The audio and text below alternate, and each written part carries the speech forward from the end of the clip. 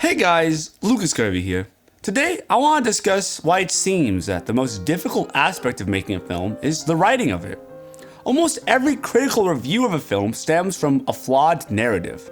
It's usually easy enough for a Hollywood film to have serviceable cinematography or serviceable editing.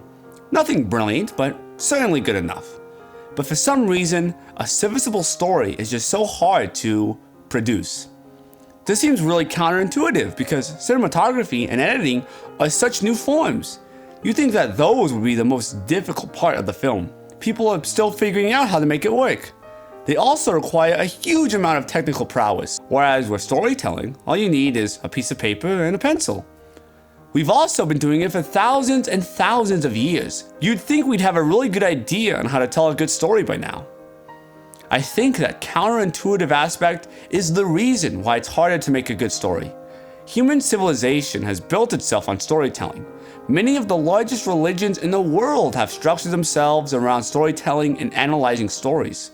We surround children with the most brilliant stories ever told. Because of that, a serviceable story will never be good enough, because we will always be subconsciously comparing it to the works of Shakespeare and the narratives within the Bible. People are far more familiar with stories than they are with any visual medium. Also, people are far more educated in story structure. A quarter of the standard US education system is comprised of the teaching of written language, the subject matter mainly pertaining to analyzing stories. There is no such devotion to the visual arts.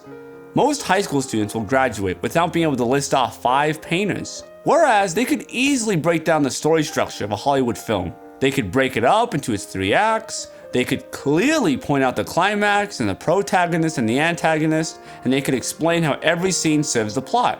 I highly doubt a high school student could similarly break down the cinematography of a film.